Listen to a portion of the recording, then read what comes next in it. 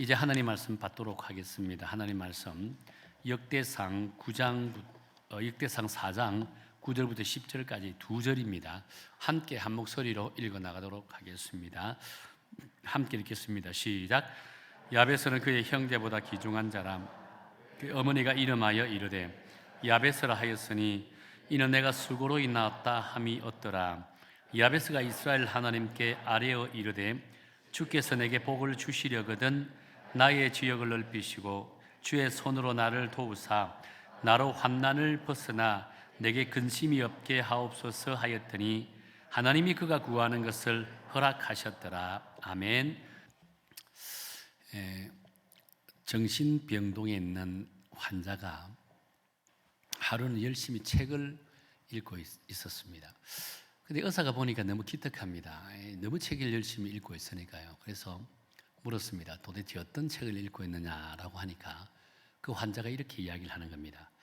이 책은 너무 재미가 없어요 라고 합니다. 그러면서 이 책은 너무 나열식이고 읽기가 지루하고 구성도 엉망이고 또 등장인물은 얼마나 많은지 정말 힘드네요 라고 이야기를 했더라고 합니다.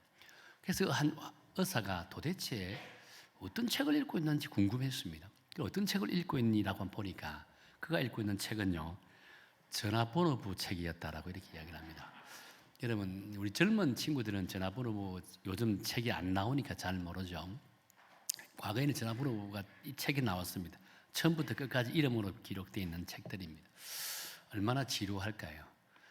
성경에도 한참 읽어 나가다 보면 지루함을 느끼고 포기하고 싶은 단락이 나옵니다.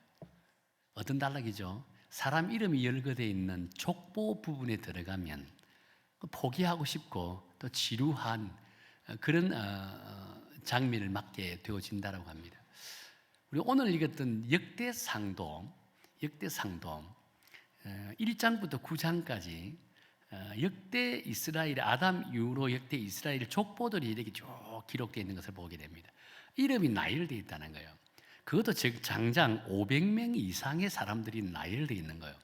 어지간한 인내심이 아니면 이 부분을 넘어가기가 정말 쉽지 않아요. 많은 사람들이 역대상에 포기하는 사람들이 꽤 많다라고 이야기를 하더라고요.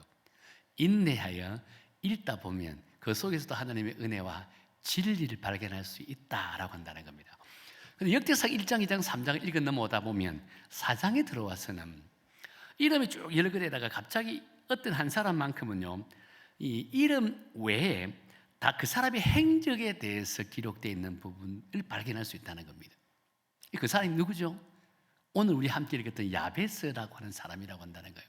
야베스는 오늘 성경에 보니까 다른 사람들은 이름만 축축축축 나열되는데 이 야베스 부분에 와서는요, 그의 인생 행적이 기록되어 있게 되어진다는 겁니다. 성경학자들의 말에 의하면 그 한 부분을 통해서 야베스는 하나님으로부터 존귀하게 들어쓰임 받던 존귀한 자라고 지칭을 받았을 것이다 라고 이렇게 이야기를 합니다. 왜냐하면 다른 사람들 이름밖에 안 나오는데 이 사람한테만큼은 신앙의 행적을 신앙의 행적을 바라볼 수 있기 때문이라고 한다는 거예요.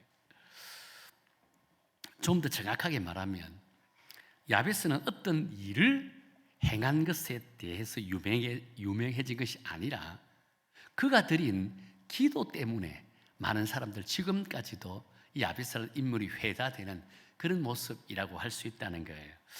그래서 야베스 이름이 등장하는 책들이 꽤 많이 나왔습니다. 여러분 서점에 가보면 야베스 이름이 들어가 있는 책들을 많이 발견할 수 있습니다. 제가 한참 이 책을 많이 읽을 때 야베스에 관련된 책이 나왔는데 그때 브루스 윌킨스라고 하는 사람이 쓴 책인데 야베스의 기도라고 하는 책이 있었습니다.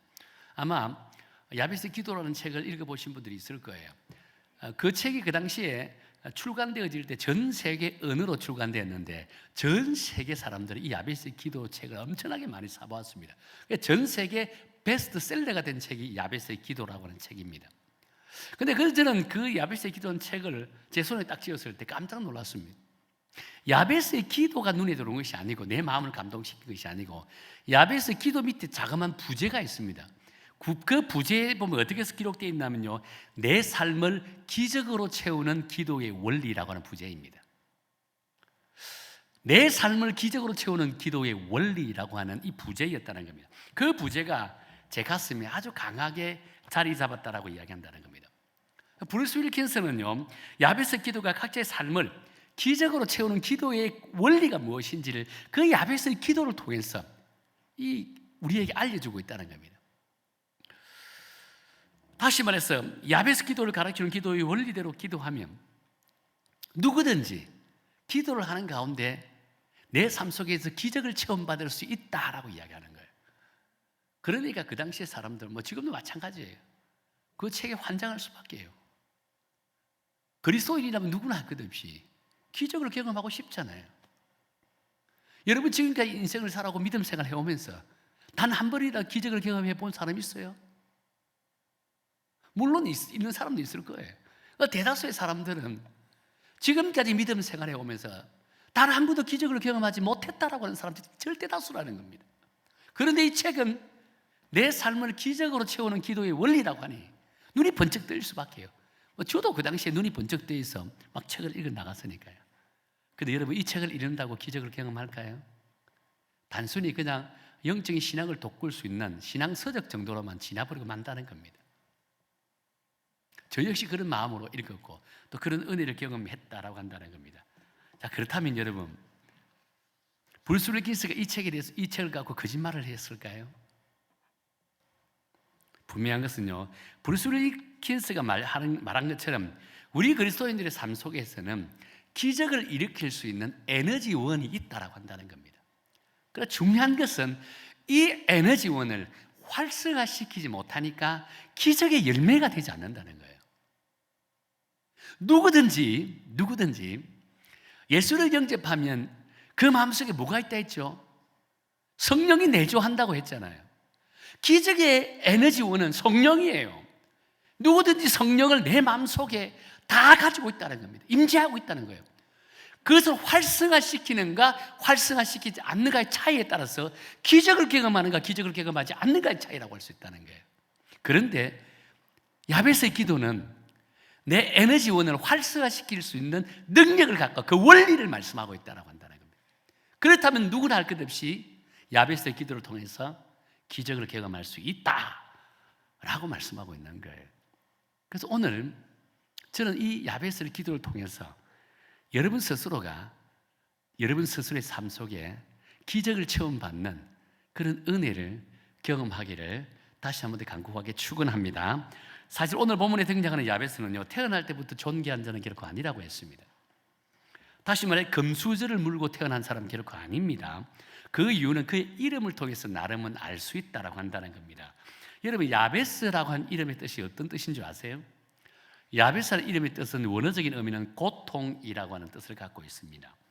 그의 부모가 어떤 의미로 야베스 이름을 고통이라고 이름을 지었는지 알 수는 없지만 본문의 내용을 보면 나름은 짐작은 할 수 있다라고 한다는 거예요.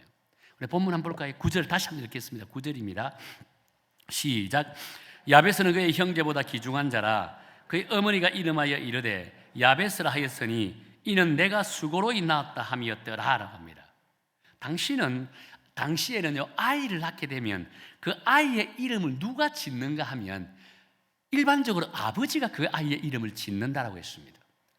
오늘 본문에 보니까 그 아이의 이름은 누가 지었다 했죠? 어머니가 지었다는 거예요. 이 한 장면을 통해 우리는 무엇을 알 수 있을까? 자연적으로 우리가 짐작해 볼 수 있는 것은요, 야베스가 태어날 때 그의 아버지는 존재하지 않는다는 사실을 알 수 있다는 겁니다. 다시 말해서 야베스는 유복자로 태어날 가능성이 많다라고 한다는 거예요. 또 한 가지, 내가 수고로 낳았다 함이었더라 라고 이 말씀이 있습니다. 이 말씀을 통해서 우리가 알 수 있는 것은 그의 어머니가 야베스를 출산할 때 보통 힘들게 출산한 것이 아니었다라고 한다는 거예요. 요즘은 이게 산부인과 병원 가면 이게 자연분만 하려면 할 수도 있고 만일 자연분만 실패하면 수술을 해서라도 아이를 태어나게 만듭니다. 과거에는 아이를 태어나다가 그 산모가 죽거나 아이가 죽거나 아이가 문제가 생기는 경우들이 너무나 많았다는 거예요. 근데 지금 야베스의 어머니가 야베스를 태어날 때 이 출산할 때 엄청난 고통이 있었다라고 한다는 겁니다. 이 고통의 결과가 야베스가 정상적인 아이가 아닌 비정상적인 아이로 태어날 가능성이 많을 것이다라고 본다는 거예요. 이런 야베스가 자신의 어머니가 보았을 때는 어쩔 수 없이 그의 이름도 고통이라고 이름을 지을 수밖에 없지 않았겠는가라고 본다는 거예요. 엄청나게 많은 고통을 안고 태어났거나 무엇인가 한 부분이 문제가 생겨서 태어났기 때문에 어머니가 그 아이를 볼 때마다 고통이라고 이야기할 수밖에 없는 그런 아이였다라고 생각해 본다는 겁니다. 그런데 이런 야베스가 그의 인생 말년에는요 완전히 다른 삶을 살았습니다. 삶의 영역이 한없이 커져갔다고 한다는 겁니다. 그래서 자기 이름과 어린 시절의 고통을 뒤로 한 채 인생 말년에는요 풍성한 삶을 영위하는 모습을 보게 된다는 거예요. 어느 형제보다 그 어떤 아름다운 이름보다 더한 존귀한 자로 들어쓰임 받은 사람이 야베스라는 인물이라고 할 수 있다는 거예요. 그렇다면 야베스가 이처럼 삶의 영역이 달라진 이유가 무엇일까요? 한마디로 말하면 기도 때문이라고 한다는 겁니다. 오늘 이 시간에 우리가 살펴보기를 원하는 것은요 도대체 그 어떤 기도를 드렸기에 그의 인생이 이처럼 달라진 인생, 삶의 영역이 이렇게 변화된 인생을 살아갔을까라고 우리가 찾아보기를 원한다는 겁니다. 그래서 여러분 인생도 고난과 고통 가운데 있는 인생, 이 야베스의 기도를 통해서 여러분의 삶의 영역이 넓어지고 여러분의 삶의 환경이 바뀌는, 변화되는 그런 역사를 경험하는 귀하고 복된 시간 되기를 예수님 이름으로 축원합니다. 자, 첫 번째, 야베스는 확신에 찬 솔직한 감정으로 기도를 드렸다라고 했습니다. 우리 한번 읽어볼까요? 10절입니다. 10절 다 함께 읽을게요. 시작. 야베스가 이스라엘 하나님께 아뢰어 이르되 주께서 내게 복을 주시거든 나의 지역을 넓히시고 주의 손으로 나를 도우사 나로 환난을 벗어나 내게 근심이 없게 하옵소서 하였더니 하나님이 그가 구하는 것을 허락하셨더라라고 했습니다. 여러분 이 기도를 통해서 뭘 느낍니까? 여러분 이 기도 내용을 한번 보세요. 이 기도 내용을 보면 뭘 느끼죠? 이 기도는 내가 평소에 하는 기도예요. 지극히 평범한 기도입니다. 누구나가 하는 그런 기도라고 볼 수 있다는 겁니다. 그럼에도 불구하고 누구나가 하는 기도, 평범한 기도, 평소에 하는 기도, 이 기도를 통해서도 하나님께서 그의 간구를 들으셨다라고 했다는 겁니다. 그의 기도를 들으셨다라고 하는 거예요.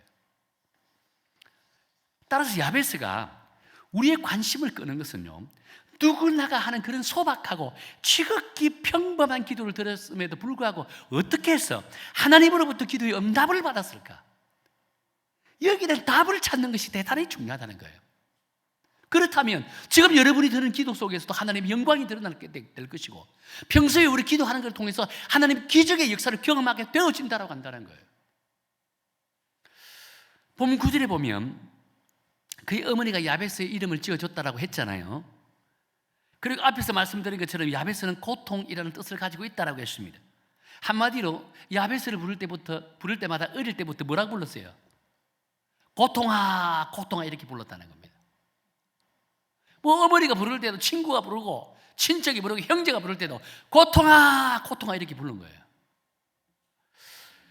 여러분 사실 아무리 자식이 그 고통을 기억해 주기를 바라는 마음에서 이름을 고통으로 지었다 할지라도요 어떻게 평생 그 이름을 부를 때 고통아 고통아 이렇게 부를 수 있을까요? 그래서 당시 통념으로 보면 야베스의 어머니의 고통이 얼마나 심했더라면 아이가 태어날 때 얼마나 고통 가운데 태어났더라면 그 아이 이름을 고통이라고 지었을까? 나름 충분히 이해가 된다는 겁니다. 그 시대적인 상황에서 이해가 되어진다고 할 수 있다는 거예요. 왜냐하면요 당시 유대 나라에서는 이름에 대한 의미를 대단히 중요하게 생각했습니다.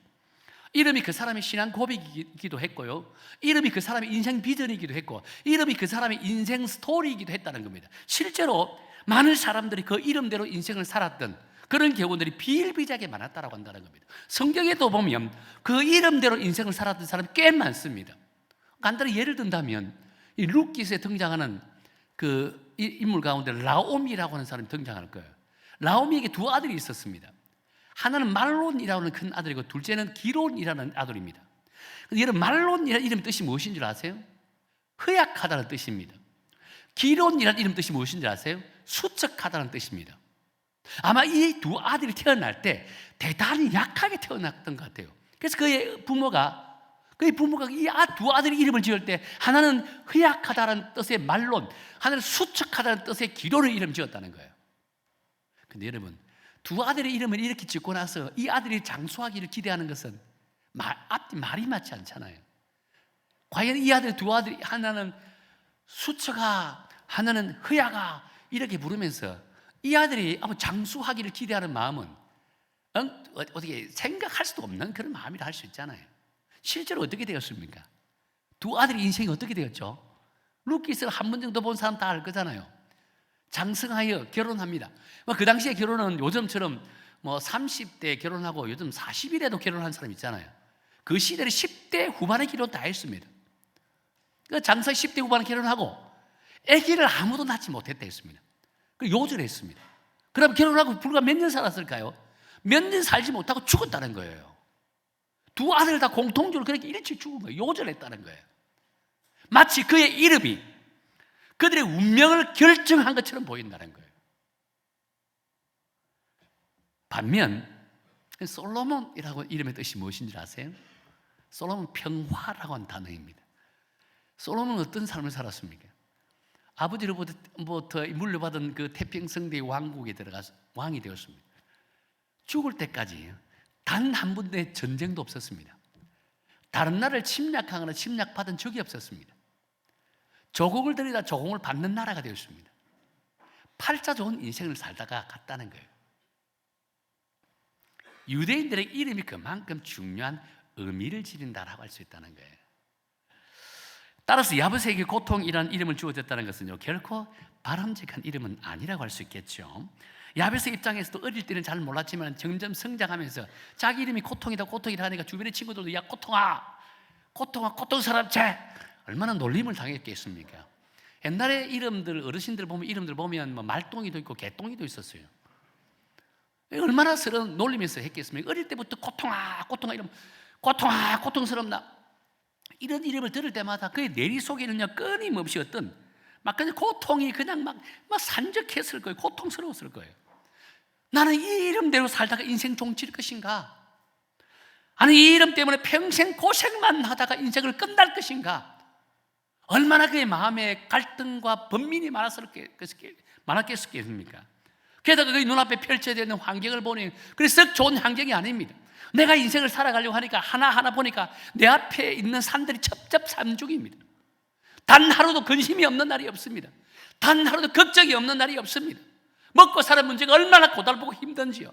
하루 한 끼 양식을 채우는 것 자체가 힘들다는 거예요. 마치 그 이름처럼 끊임없이 고통 가운데 살아왔더라는 겁니다.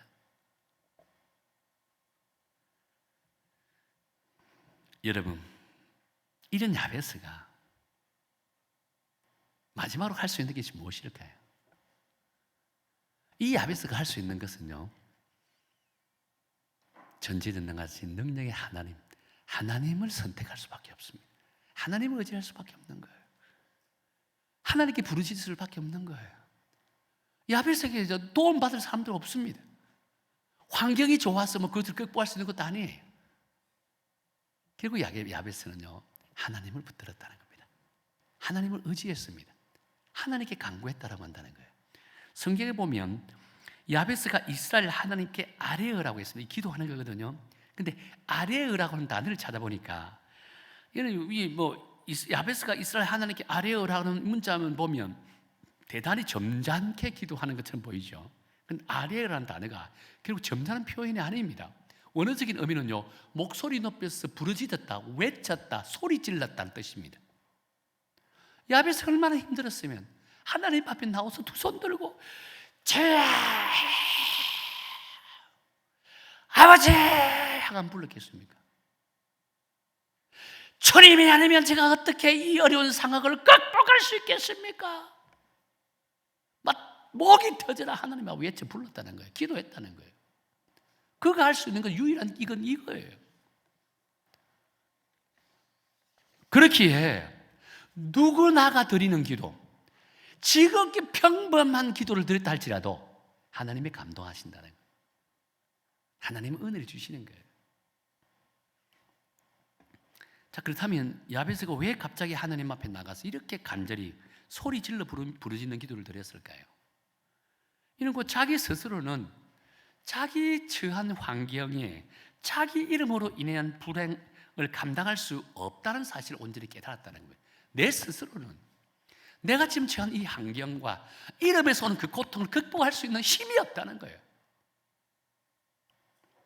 그리고 야베스의 기도를 보면 그의 고통의 문제는요, 대부분의 삶의 환경이었습니다. 아마 하나님의 은혜 받기 전까지는 이 야베스가 평생 피를 먹고 살았지 않겠는가라고 본다는 거예요. 그의 기도를 뭐라고 기도했습니까? 내게 복을 주시려거든 나의 지역을 넓히시고라고 했다는 겁니다. 이는 내 삶의 터전을 넓혀달라는 겁니다. 내 사업장을 확장시켜달라는 거예요. 돈 좀 많이 벌게 해달라고 했다는 거예요. 내 삶을 좀 변화시켜 나갈 수 있도록 해달라는 거예요. 근데 우리는 이런 기도를 보면 어떻게 보면 대단히 이기적인 기도이지 않겠는가라고 생각해 볼 수 있습니다. 하나님 이기적인 기도를 잘 응답하지 않는다라고 이야기했잖아요. 다른 사람들을 어떻게 하고 자기만 잘 먹고 잘 살라고 하나 라고 하는 생각을 가질 수 있어요. 그런데 이 기도를 묵상해 보면 이 기도가 단순히 한 사람의 이기적인 기도라고 생각하기보다는요, 야베스에게는 남들이 갖지 못하는 하나님에 대한 강한 그 어떤 확신을 가지고 있는 것을 보게 된다는 거예요. 다시 말해, 비록 그의 어머니는 자신에게 고통을 물려주었지만 전능자 하나님께서는 자신이 있는 이 고통을 축복으로 바꿔줄 수 있다는 확신과 그 믿음을 갖고 있었다라고 한다는 거예요. 비록 나의 조상은 나에게 복을 물려주지 않았지만은 나의 고통을 부둥켜 안고 하나님 앞에 간절히 부르짖기만 하면 자비로우신 하나님, 전능하신 하나님께서 나의 고통을 제거해 주시고 나의 삶의 지경을 넓혀 주신다는 이 확신과 소망을 갖고 있었다라고 할 수 있다는 겁니다. 그래서 저는 이 야베스의 기도가 바로 확신에 찬 기도이고 하나님을 신뢰하는 소망 가운데 들였던 기도라고 저는 믿는다는 거예요. 이런 기도가 있으니까 하나님이 감동하시고 이런 기도를 드리니까 하나님께 그의 삶의 기적을 베풀어 주셨다라고 한다는 거예요. 우리 주님께서는요, 분명 우리에게 당신의 이름으로 기도하는 자에게는 능력을 주시고 응답의 은혜를 주신다고 약속하셨습니다. 그런데 과연 우리는 하나님 앞에 기도하면서 어떤 믿음으로 갖고 어떤 마음으로 기도하고 있을까요? 들어주셔도 되고 안 들어주셔도 됩니다 라고 하며 기도하고 있습니까? 하나님 이것은 너무 크기 때문에 안 들어주실 것입니다 라고 생각하면서 기도합니까? 우리가 하나님 앞에 기도할 때는요, 분명히 하나님의 약속의 말씀을 붙들고 반드시 이 기도를 들어주십니다라고 확신을 갖고 기도해야 되는 거예요. 그래야 그 기도 속에 여러분이 기도하는 가운데 기적의 역사가 일어나는 거예요.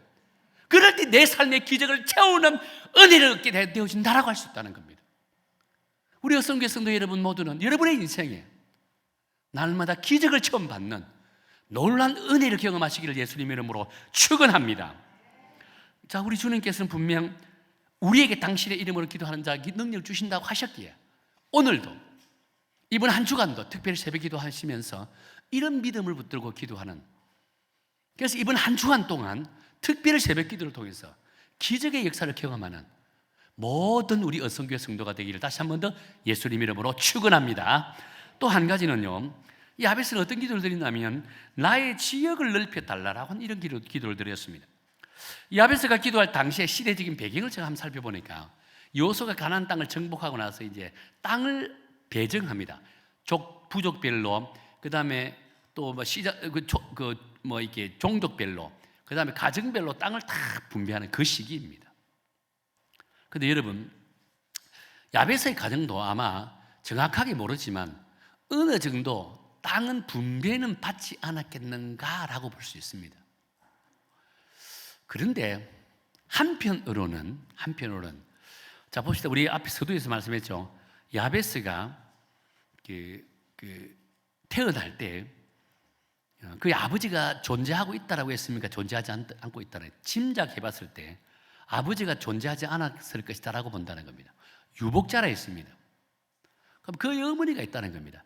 어머니가 그 가정의 과장입니다. 그 다음 땅을 분배받을 때 어느 정도 분배받을 수 있을까요? 만일 땅을 분배하는 과정 속에 어머니가 야베스를 임신 중에 있는 가운데 분배를 받는다면 단 한 평도 분배받지 못합니다. 그 당시는 남자들에게만 분배를 했기 때문입니다. 근데 만약 출산을 한 상황이라면 야베스가 아들이었기 때문에 아마 그 아들에 관련된 입에 풀칠할 정도의 아주 작은 땅을, 토지를 분배받지 않았겠는가라고 본다는 겁니다. 왜 그러냐면 두 가지 이유를 살펴볼 수 있는데, 하나는 민수기 27장에 보면 슬로브핫이라고 하는 딸들이 등장합니다.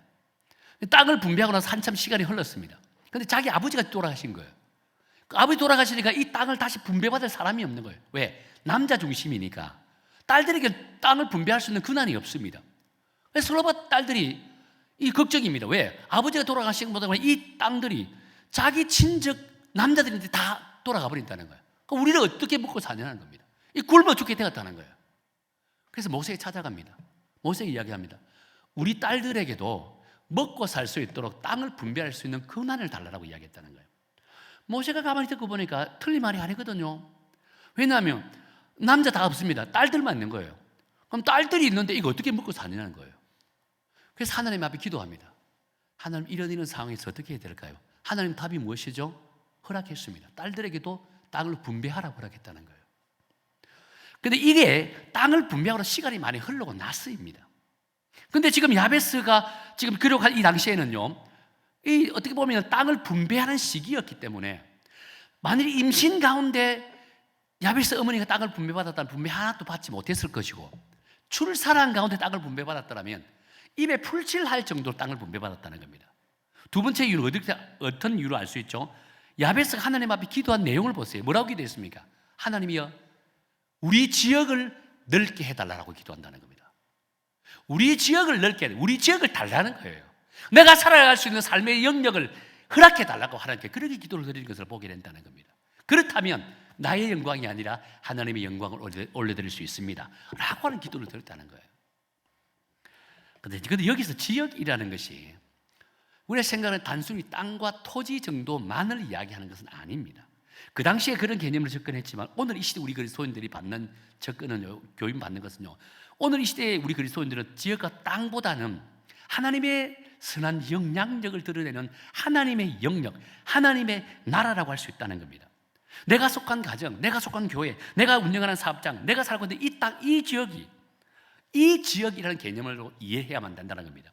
야베스는 지금 이 지역을 넓혀달라고 이야기한다는 거예요. 그러게 야베스는 단순히 자신의 삶의 환경을 바꿔달라고 기도한 그런 것만 아니라 하나님이 함께 하사 자신의 지역에 하나님의 영역이 넓어지게 해달라, 하나님의 나라가 확산되게 해달라, 이런 기도를 드렸다는 겁니다. 저는 이것은 대단히 중요한 기도라고 생각하는 거예요. 오늘 이 시대에 살아가는 우리 모든 그리스도인들의 비전이 되어야만 한다는 거예요. 왜냐하면 예수님께서도 마태복음 28장 19절에서 20절에서 제자들에게 마지막으로 명령하신 것이 있었습니다. 어떤 말씀이었죠? 우리 함께 읽어볼게요. 시작. 너희는 가서 모든 민족을 제자로 삼아 아버지가 아들과 성령의 이름으로 세례를 베풀고 내가 너희에게 분부한 모든 것을 가르쳐 지키게 하라. 이는 곧 하나님의 나라를 확장하라는 명령이자 하나님의 선한 영향력을 넓혀 나가라고 하는 하나님의 비전이라고 할 수 있다는 거예요. 뿐만 아니죠. 사도행전 1장 8절에 보면 이렇게 또 말씀하셨습니다. 우리 함께 읽을게요. 시작.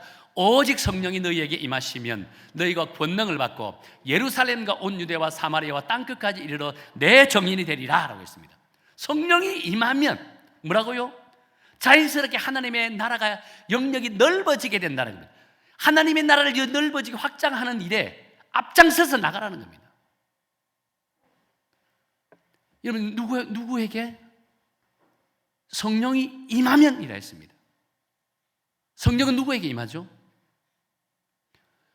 예수를 나의 구주로 영접한 사람이라면 이미 성령이 임했다라고 했습니다. 예수님을 나의 구주로 영접한 모든 그리스도인들에게 성령이 이미 임했다는 거예요. 그럼 뭘 해라고요?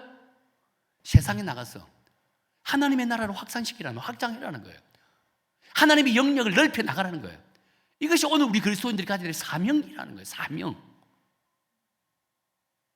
에이, 나는 전도와는 상관없어 라고 하는 사람 회개해야 됩니다. 에이, 전도 축제한 나는 별개야, 그런 사람도 회개해야 되는 거예요. 이 전도가 하나님의 나라를 확장하는 사업은요, 누구든지 예수를 나의 구주로 영접한 사람이라면 모든 사람에게 해당되는 하나님의 명령이라고 하는 거예요. 그래서 우리 교회가 매년 전도 축제를 여는 것은 여러분 모두가 하나님 주신 사명을 감당케 하는 그런 일들에 동참하라고 전도의 장을 펼치는 거예요. 장을. 혹시나 여러분 가운데 하나님의 사명을 망각해 할까 봐 1년에 한 번 전도 축제를 통해서 모든 성도들이 전도에 대한 관심과 애정을 갖고 실제로 전도하라고 장을 펼쳐주는 거예요. 이럴 때 여러분 동참해야 되는 거예요. 이럴 때 여러분 전도해야 되는 거예요. 이럴 때 언제 전도할게요? 그 다음 주에 전도 축제에 여러분 모두가 관심과 또 여러분 모두가 동참해야 됩니다. 마음과 뜻을 모아야 된다는 거예요. 나는 전도 축제와는 아무런 상관이 없습니다 라고 하는 그 자체가 회개할 회개거리라고 했다는 거예요. 내가 예수를 영접한다면 나 역시 하나님의 나라를 확산하고 확장하고 하나님의 영역을 넓혀 나가야 될 사명을 갖고 있다는 사실을 깨닫고 이번 한 주간 여러분 주변을 돌아보면서 아직도 예수를 믿지 않은 그 친구와 가족과 친지들에게 전화를 하든 찾아가든 주의 복음을 증거하고 이 전도 축제에 더 초청하여 복음 듣고 정말 예수님을 나의 구주로 영접하는 구원의 역사가 일어나게 해야만 한다는 겁니다. 그럴 때 하나님께서 여러분의 기도를 들어주시고 이럴 때 하나님의 여러분의 삶의 영역까지 넓혀주는 놀라운 기적의 역사가 일어나게 될 줄로 믿습니다. 또 이번 한 주간 동안 특별히 새벽 기도도 합니다. 이 한 주간 동안 특별히 새벽 기도하는 가운데서도 여러분 두 가지 기도해야 되겠죠. 하나는 하나님 우리의 영역을 넓혀 주옵소서라고 하는 기도입니다. 우리 교회 영역입니다. 하나님의 영역입니다. 넓혀달라는 기도를 해야 된다는 거예요. 그리고 두 번째는 여러분의 삶의 영역도 넓혀달라고 기도해야 되는 거예요. 여러분의 삶의 영역도 넓혀져야 복음 영혼 구원에 더 열심을 낼 수 있고 물질로도 헌신할 수 있다는 거예요. 그 여러분의 삶의 영역도 넓혀달라. 우리 교회의 영역도 넓혀달라. 그렇게 하기 위해서는 이번 전도 축제 때 전도 대상자들이 한 사람도 빠짐없이 교회에 초청받아서 복음 듣고 예수를 영접하는 구원의 역사가 일어나게 해달라고 마음과 뜻을 모아 기도해야만 한다는 거예요. 이것이 야베스의 기도의 결론이라고 할 수 있다는 거예요. 사랑하는 성도 여러분, 이번 전도 축제에 한 분도 빠짐없이 모두가 마음과 뜻을 모아 야베스 기도를 통해서 여러분의 개인의 삶도 넓어지지만 우리 교회의 영역도 넓어지는 그런 귀하고 복된 기적의 역사를 경험하시기를 예수님 이름으로 축원합니다.